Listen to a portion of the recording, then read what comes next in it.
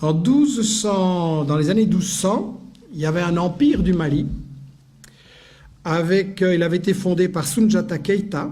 L'empire du Mali avait un État fédéral très organisé, avec un parlement. Vous imaginez, dans les années 1200, un parlement. En Europe, on va juste attendre 6 ou 7 siècles pour arriver à cette chose-là.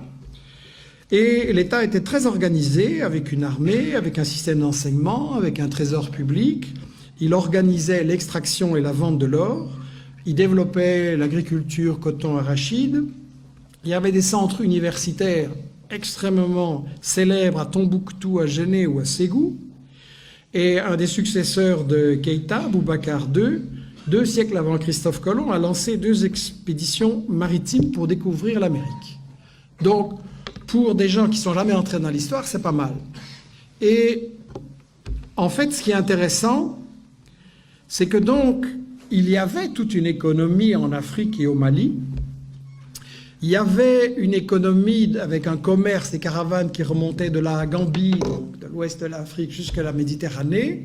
C'était effectivement contrôlé, organisé par les Touaregs. C'était un commerce extrêmement prospère. Et quand le colonisateur français est arrivé là, intéressé par les matières premières, qu'est-ce qu'il a fait?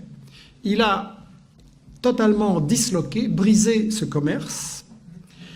Pour gérer le commerce et l'économie, il a importé des Libanais et des Grecs.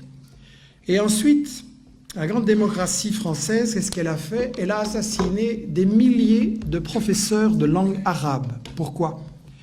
Parce que ce commerce entre toutes ces régions et tous ces pays, quand vous faites du commerce, vous avez besoin d'une langue que tout le monde comprend. Aujourd'hui, c'est l'anglais. Vous voulez faire du commerce, c'est l'anglais. Et à ce moment-là, c'était l'arabe. Et donc, si on voulait détruire ce commerce et que tout soit pour l'exportation vers la France, on a massacré des milliers de professeurs d'arabe à l'époque.